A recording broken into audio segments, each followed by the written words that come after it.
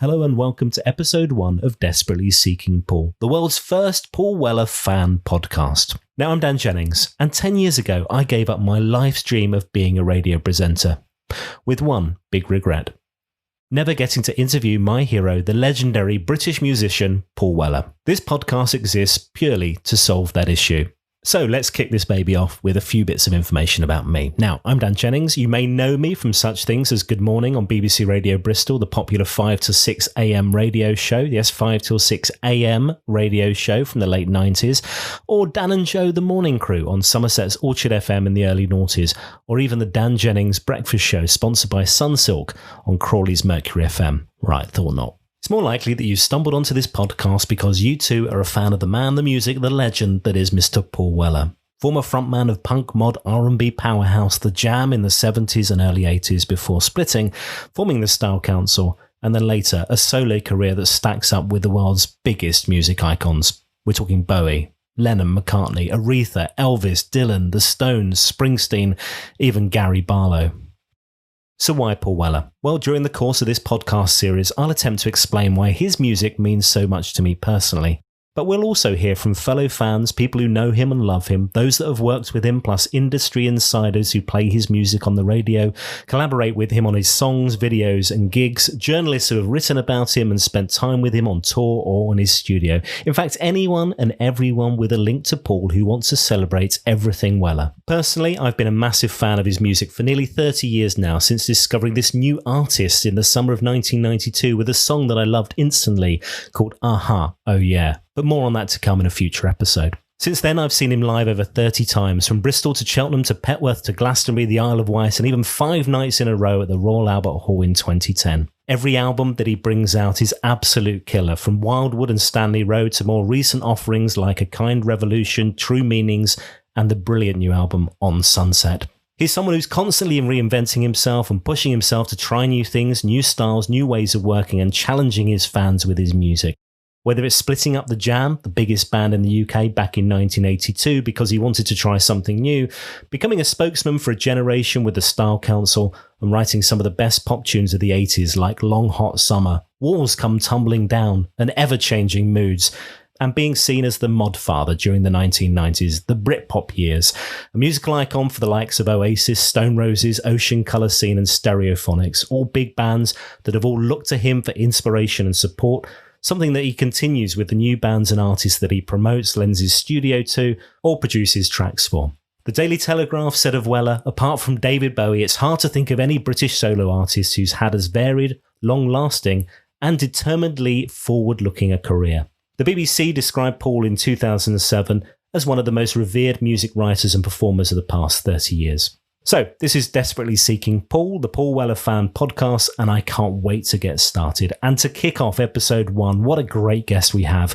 I'm joined by a fellow Paul Weller fanatic, the author, Stuart Deabill, one of the team behind the brilliant book Thick as Thieves, Personal Situations with the Jam, which was published back in 2012. So good that Paul Weller called it the best book on the Jam and its fans that he's ever seen. Now, Stuart has created a new book with Ian Snowball, otherwise known as Snowy, and designer Steve Rowland called Soul Deep, Adventures with the Style Council. It features new and exclusive interviews with Mick Talbot, Steve White, Camille Hinds, Simon Halfon, Nicky Weller, Billy Bragg, Gary Crowley, and many more. Unseen and iconic photos, memorabilia from music press reviews, magazine covers to set lists, ticket stubs and gig posters, all dropped into each year-by-year chapter for the full 80s experience.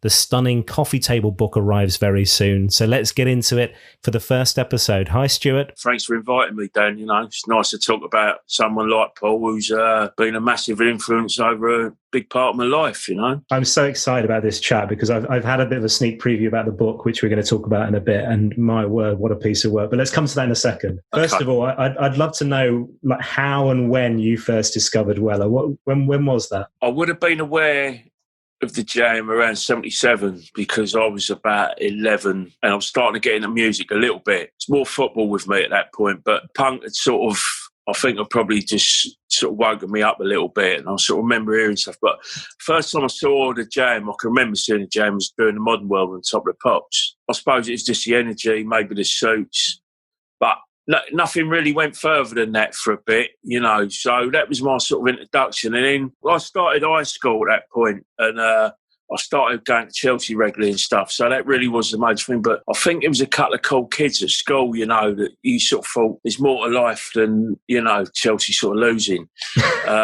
They were pretty poor at that point. But I'm a Chelsea fan, so I kind of mirror that as well. That's a whole separate podcast, man, on how crap Chelsea were then. yeah, all that. Where were you when you were shit? Well, you know, I was there. You know what I mean? But I was there when they were relegated. Yeah, thanks. So I think by '78, I just sort of. My cousin was into punk. She's a little bit older. I remember going around here one Christmas and she had like all the sort of punk and new wave stuff like Stranglers. Would have been a couple of Pistols records. And I was aware of the Pistols and stuff, but she had down the tube station at midnight. And it's not a sort of song that you heard on the radio that much because, you know, my family were radio listeners, Radio 1 or Capital. I knew the song, I knew a bit about the song, but the sleeve sort of transfixed me because I lived in Norfolk and that's a Central Line train. It's a proper train spot gear now we're getting into. But, you know, and you hear the song and it's got a bit of menace, it's got a bit of tension, and there's something almost otherworldly about the song. I borrowed some of the singles and that, and it was one of them songs I just listened to. And then for me, it really sort of kicked in with the next single, Strange Town, which I bought. I started buying singles in '79. It was from then on, really, you know, Strange Town sort of like, well as sort of post-punk mini-opera. Them singles just meant everything, and it was almost like a calling. And the way he sung, you know, he sounded like he was from London, even though he wasn't. This before I knew he was from Woking and stuff. But obviously the youth of them, you know, they weren't that much older than us. They were, but they weren't. You know, you could sort of relate to them. You can't relate to sort of geezers. I couldn't relate to geezers with long hair and, you know, Supertramp or whatever. Do you know what I mean? Or Pink Floyd. But it was that sort of thing. So I just became a little bit obsessed, you know, and carried it through to 41 years on. Yes. That obsession's never gone away. So you've followed him all the way through, right? From Jam, Style Council, solo. Much apart from the end of the Style Council, it's I've pretty much gone to a gig on pretty much every tour. I didn't see the Jam till '82, but from the farewell tour, yeah, I've not sort of missed too much over the years anyway. But that's where it started, Dan. You know. And are you still there, front row mosh pit? No, I never done it. It's bad enough, right? I've never been one of them. I don't like people bumping into me and that. I stand a little bit away from it. I think one of the Jam gigs at Wembley I got down the front, and maybe a couple of Style Council ones, but never been one of them right down the front, staying in front of him. Apart from one time, which was a strange one, was Top of the Pops when he done Peacock Soap. We managed to get in there.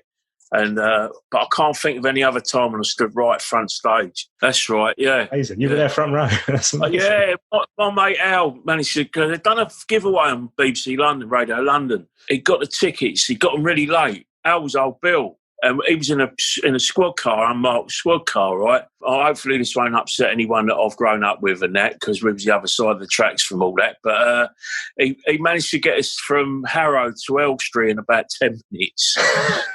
to get it. So, yeah, that's what I always remember. Peter Andre was on that show as well. They tried to make us dance to Mysterious Girl, which didn't go down too well. But, yeah, no. It's a strange old thing, that Top of the Pop. You know, the old cliche of everyone, you know, the stages are very next to each other, very close to each other and that. So it's a lot smaller than it obviously always looked. But, yeah, an Ocean Colour Scene were on the same show as well. And presumably Craddock played with both, right? Yeah, he did. Steve played with both, yeah. That's hilarious. They'd all had a drink and all, you know what I mean? They looked like they was enjoying themselves. So I love the 90s, you know what I mean, Dan? Good times. Yeah, what an experience. Now, let's talk about the book. So the book is Soul Deep Adventures with the Style Council. Yeah. This is beautiful. I mean, clearly a labour of love for you. I've had a sneak preview. Can we kick off with the story of the title first, or if you wouldn't mind?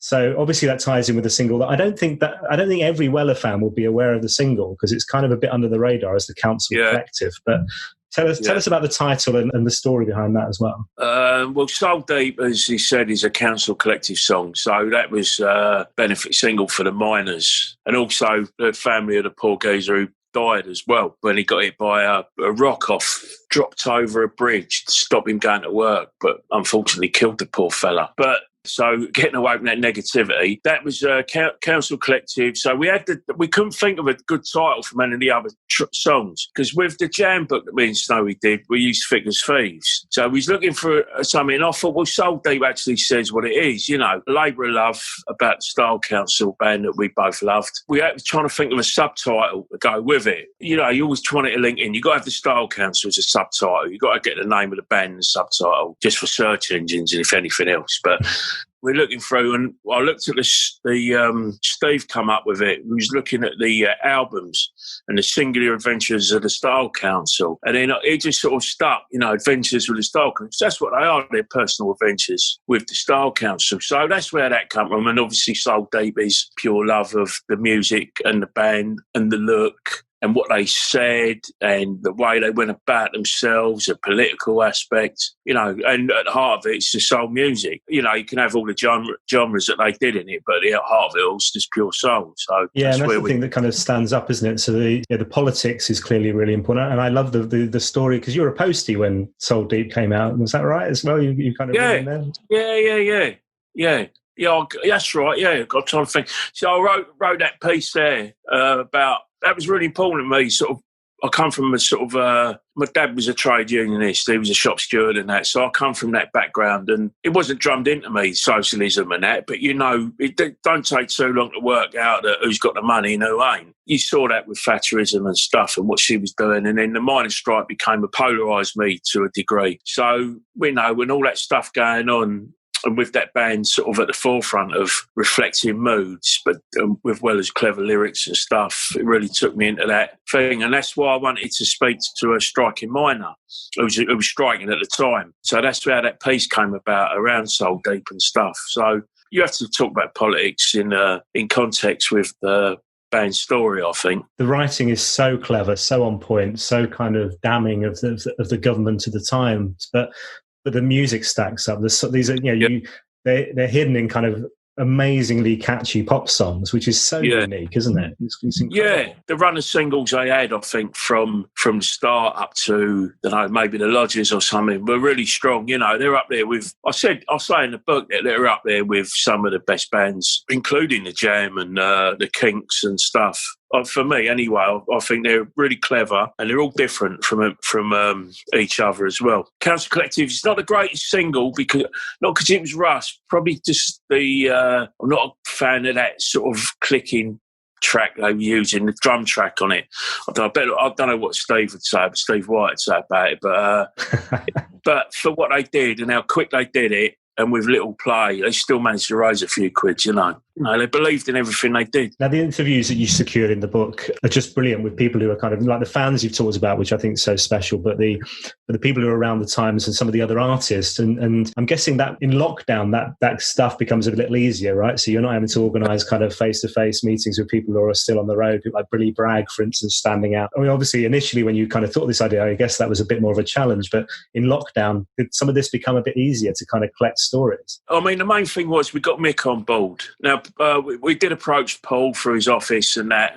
The main thing was to get the blessing of them, and we didn't get a personal blessing such, but we didn't get told stay away either, you know what I mean? So that was sort of good enough. So Mick's a lovely fella who got involved. Steve, I know a little bit. Steve was happy to be interviewed. So they were the two main ones to give it a bit of credibility. But then I wanted to speak to people like Billy, because Red Wedge was such a big part of it, and Billy approached the Style Council to do it, and how to go about it and stuff. So he was and I'd never spoken to him before. He was a big part of that era. I still think he's one of the most important sort of musicians to come out of the country as well. And so people like that, Camille Hinds, who played bass with the council for on and off through from 84 to 89, I think. He was good, and he gave us a really good insight into the last gig at the Albert Hall, because he was the musical director. Paul would actually give him the job, which he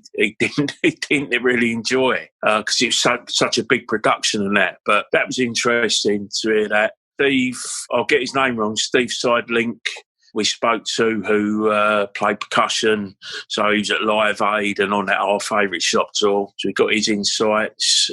Tracie Young, who Paul signed to Respond, his label. She gave us a great interview, gave us some good insights in the early days and stuff. We got a really good mixture of people who were there.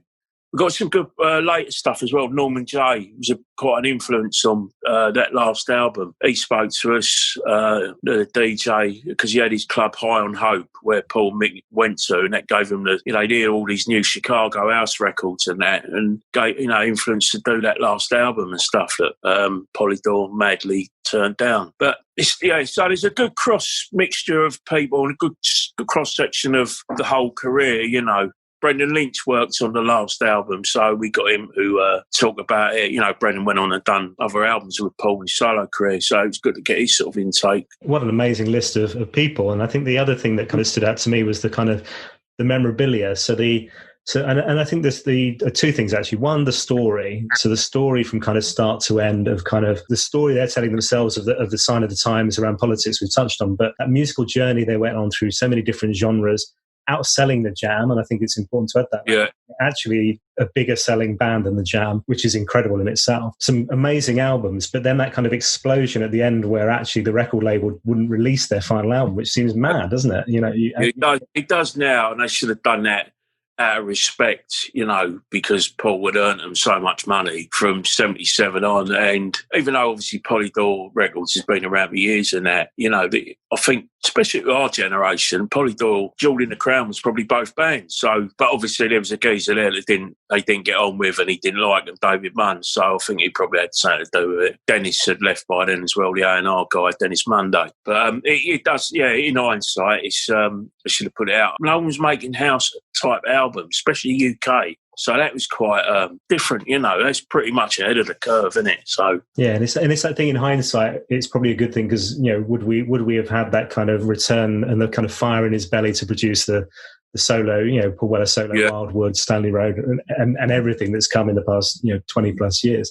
But the thing I was going to touch on as well, that memorabilia is so exciting when you're kind of flicking through and there's kind of like the press ads for the singles and what are the singles that you touched on. Some of the concert notes and tickets and even there's some like designs from Weller himself to kind of it's a sign to kind of go, this is what I want it to look like. Can you make it look this way? It's an amazing haul of stuff you've got there. Yeah, done all right. I mean, so I forgot Simon I was doing around. I don't know if I told Steve this, so sorry, Steve, but I actually approached Simon about doing the book with him. I didn't know he was sort of thinking about his own book at the time, which he's about to come out as well, cover, but I didn't know Simon. We've got a mutual friend in Gary Crowley, and I sort of met Simon. I said, look, I've got this idea, would you be interested? But he wasn't for that. But he did help us out. He gave us a photo to launch the original cover, the first cover for, till we managed to get the one we got now. And he gave us some great stuff, some memorabilia that he wasn't using for his own book and insights. He actually talks about every sleeve that he'd done. Do a little interview with him as well, where he talks about how he got into the accounts, how he got to work with Paul. Yeah, he's actually quite crucial to the book, I think, because it gives it another credible and all them. I loved all them adverts, like I said, Dan, all them iconic photos, especially Marie stuff. And I didn't see Paul's own notes until he'd sent them to Steve. So when I saw them as part of the book, which right at the end, which is brilliant. It gave me a complete and utter new angle on all that bit as well. So listen, we're really chuffed. Got to give credit to a lot of fans who sent their own stuff in as well. A couple of fellas who had their own set lists and chewed up set lists and stuff. And we didn't use, we was a bit choosy what we wanted to use. Do you know what I mean? In other books, we've sort of taken everything and tried to use it. But I think we just wanted to make it had to be high level for the design. Because that was the main thing, to make how it looks was really important to me. The Jam book we did was more like a fanzine type thing. It worked brilliantly for them and that. But this one, the Style Council, it says it all in its style. So we really worked hard to make the design as beautiful as possible and as reflective of the band as possible as well. Well, mine's on order. I've got the sneak preview PDF that you shared, which is maybe even more exciting. I have to say, I can't wait to get a hold of this. In terms of actual date when it goes live, do you know yet? You're still tinkering away, adding more stuff, aren't you?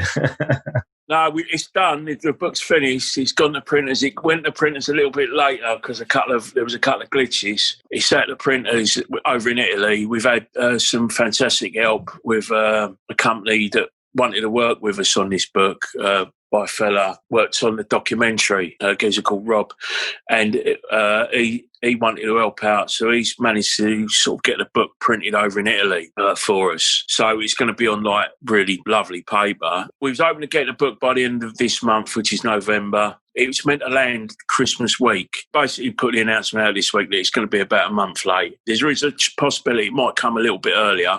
I've resigned myself that we'll probably try and get the book out in between Christmas and New Year.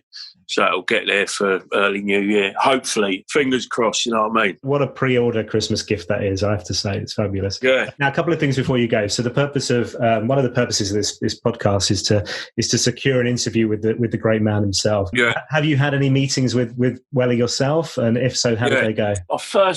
I met Paul at an Oasis gig for the first time many years ago, and I've met a few over the years. It was the only time I've actually not bottle went, but I was like, it's Paul Weller. And I come out with a classic, like, I shook hands with him. I said, oh, thank you for the music.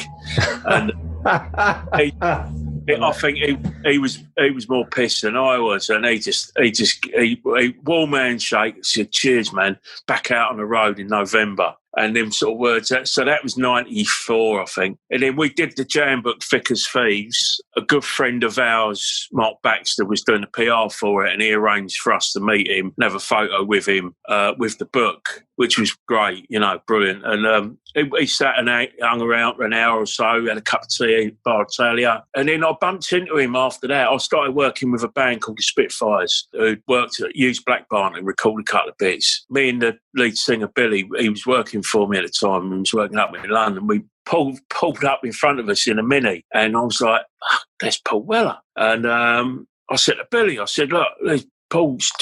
that's Paul Weller's Mini. Like he parks like he plays guitar, angular. He comes straight in front of us and just left it, walked out. So I said, look, there's a £5, go and get some coffees. So he went in and went in to say hello to Paul, and Paul offered the band 2 gigs on his next tour to support him. So that was bizarre. Well, that was brilliant. Amazing. So I went in, he was in the Costa with one of his kids, and so I went and said thank you and that. And he sort of knew who I was and that, and he's very chatty and that. And he did the gigs with him. He was brilliant. The whole setup was fantastic. It was really good launching pad for the band to sort of get a bigger audience. And then one of the last times I saw Paul was, we got an invite down to hear True Meanings at Black Barn, the playback, myself and my pal Gary Crowley. Yeah, and that was just fantastic, sitting to hear the album, which is, I'd say anyway, is one of his best. You know, I still think it's one of his best solo records. So we hear that and just, it was just, you take the thing away that it's Paul Weller, you know, and it's almost like being in someone's gaff, listening, you know, someone's house. And it was just, he's a lovely fella. He's good natured and that, and he takes the piss a little bit, you know, in the way we all would if it was in the pub or whatever. He's been brilliant for us, for both me and Snowy on a professional thing, but he's also been kind and supportive in you know, the band stuff. And for me anyway, he's and not only that, he's just one of the best musicians that has ever come out of the UK as well, you know. If you were to pick a song right now and can be from any era, and you're only allowed one, which Weller song would it be? Ghosts by the Jam. Oh, good choice. Why that one? Personal. I don't know. I think I've always said I'll have it as one of my funeral songs. I think sometimes I went through a shit time years ago, you know. Sometimes a song sort of you hang your hat on a little bit. I don't know. It's just one of them songs, I think. I think it's because it's like whatever's going on in your life, just pick yourself up, walk right on through. You do, you know, especially as you sort of get older and that, you realise that, you know, it ain't the end of the world all the time, you know, if something bad happens. So there's a bit of that. Yeah, so I think that's probably the song, mate. Listen, but there's about 300 others as well. Yeah. It's incredible, actually, isn't it? I mean, and one of the aims of this podcast was to kind of look at how music and songs and tracks can connect. And I guess there's some points in his life when he was kind of writing those lyrics that inevitably are going to connect with people in kind of similar situations to him at that time. But there are big songs like "Frightened" for me is one of those ones off his. I think it's the Heliocentric album. and just a beautiful, well-written song, but really at the time connected with me when I was kind of going through some crap stuff as well. Yeah. And it's funny, isn't it? Those kind of memories and those things kind of just live with you for your life. And it's just amazing how particular songs and lyrics can kind of connect in that way. Obviously, as I mentioned, one of the aims is to get us an interview with Paul on this. Yeah. Is there any advice that you would give? Is there anything, I guess, any advice or any question you think I should tackle? My thing would be, for Paul, would probably just talk about people he's met, like some of his heroes, like Curtis Mayfield and stuff, or Ian McLagan. I'm not sure he ever met Steve Marriott, but so them sort of people, you know, what he's taken them. And the other things, some of the rock and roll stories, I suppose, of especially during the 90s and that, when they were all in it, you know, I'd probably just sort of drop a couple of words or whatever, or cut us see what he says. But I had one good story about when Paul was doing the Days of Speed tour, when he was doing acoustic, and Gem Archer from Oasis went and joined them. And he said by the end of it, Gem Archer was glad to get back to Oasis because Paul and his crew absolutely ruined him. You know, he said, I thought that's got to be great to go back to Oasis for a rest, you know what I mean? That's hilarious. That is hilarious. I remember seeing that gig in Bristol, the Bristol Colson Hall it was called then. And me and my brother, and this guy walks out to do the support act and starts singing an Oasis song. And me and my brother turn to each other. I go to my brother, I go, oh, bloody hell, who's this Muppet? It's only Noel Gallagher. Oh. Yeah, I was at that gig, but I got in just as in between the support. Well, yeah. I stayed in the pub because I thought, well, the support's bound to be pony. Yeah, it was amazing. The flood of people coming in as word spread around the hall. It was like, oh, there's Noel Gallagher. I was like, who's this Muppet? So my brother now, whenever Noel Gallagher comes on, he's like, who's this Muppet? Hey, Stuart, it's been lovely to talk to you. Thank you so much for your time. I'd love to chat again once the book's out, and maybe we can kind of talk about the solo years and a bit more of the jam and stuff. Yeah. It's been an honour, absolute pleasure. Thank you. Cheers, mate. All the best. You take care, yeah? That's it for episode 1. You can find out more about the book Soul Deep, Adventures with the Style Council by following the team on Twitter @SoulDeepBook. And my thanks once again to Stuart Deabill for kicking us off with episode 1 of Desperately Seeking Paul. Next week, I'm joined by a legend in the Weller community, a chap called Baxter. If you know, you know. If you don't, tune in and follow us on Twitter @WellerFanPod. Get in touch, tell us what you think, subscribe on your usual channels, spread the word.